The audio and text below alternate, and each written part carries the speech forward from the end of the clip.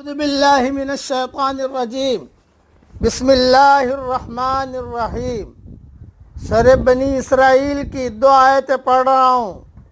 آیت نمبر 54، آیت نمبر 55۔ ربکم اعلم بکم، تمہارا رب تم کو خوب جانتا ہے۔ ان یشاء یرحمکم او ان یشاء یعذبکم، اگر وہ چاہے تو تم پر رحم کرے یا اگر وہ چاہے تو تم کو عذاب دے۔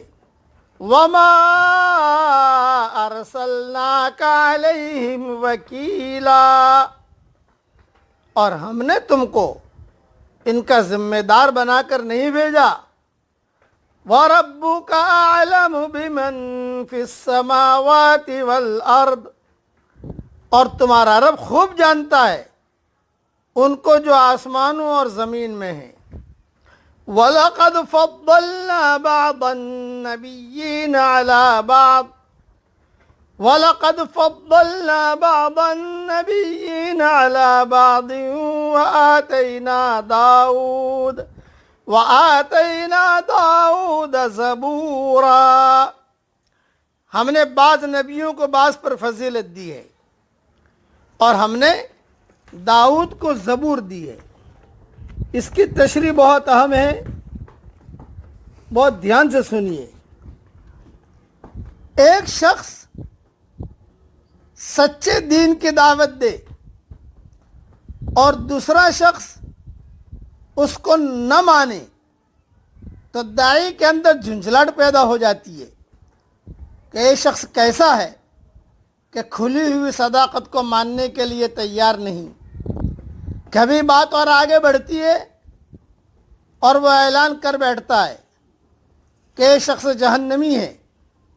اس قسم کا کلام داعی کے لیے کسی حال میں بھی جائز نہیں ہے۔ یہ بہت اہم قرآنی دروس ہے۔ ایک ہے حق کا پیغام پہنچانا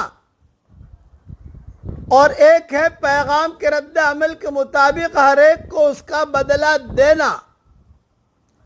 پہلا کام داعی کا ہے کہ سب کو پیغام پہنچاؤ، یہ ہمارا کام ہے، اور دوسرا کام اللہ کا ہے کہ اس کا عمل کا بدلہ وہ اللہ دے گا۔ داعی کو کبھی بھی یہ غلطی نہیں کرنا چاہیے کہ وہ اپنے دائرے سے گزر کر اللہ کے دائرے میں داخل ہو جائے۔ داعی اپنے آپ کو اللہ نہ سمجھے، بس خلاصہ کلام یہ ہے۔ اسی طرح کبھی ایسا ہوتا ہے کہ داعی اور مدعو کے درمیان اپنے اپنے مقتداؤں اور اپنے اپنے اکابر اور اپنے اپنے مشائخوں کی فضیلت کی بحث اٹھ کھڑی ہوتی ہے۔ ہر ایک اپنے پیشوا کو، اپنے اکابر کو، اپنے مشائخ کو، اپنے پیر کو، اپنے استاذ کو، اپنے چودھری کو، ہر ایک اپنے پیشوا کو دوسرے سے اعلیٰ اور افضل ثابت کرنے میں لگ جاتا ہے۔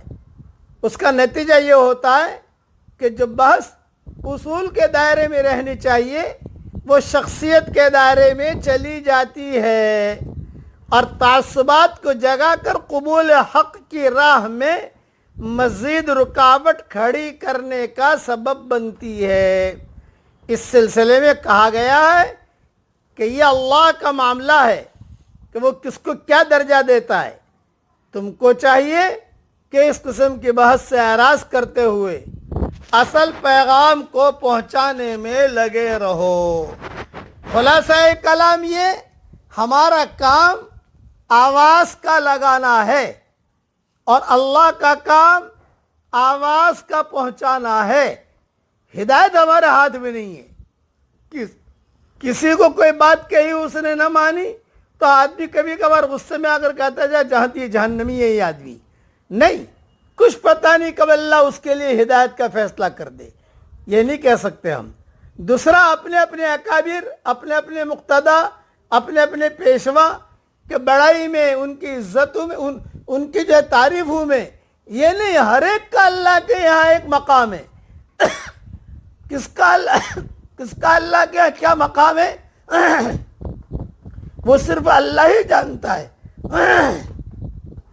اس لیے اپنے آپ کو اللہ کے حوالے کرو, اللہ کے حکامات کو پورا کرو اور مایوس مت بنو. آدمی کام کرتا رہے, سمجھاتا رہے, کبھی کبھی بیوی نہیں مانتی, کبھی بیٹا نہیں مانتا, کبھی شوہر نہیں مانتا, کوئی بات نہیں, اللہ تعالیٰ ہدایت دے گا, وقت آئے گا. اللہ تعالیٰ ہم سب کی صحیح رہبری فرمائے اور صحیح دین پر چلنے کی اللہ ہم سب کو توفیق عطا فرمائے. آمین. وآخر دعوانا ان الحمدللہ رب العالمین.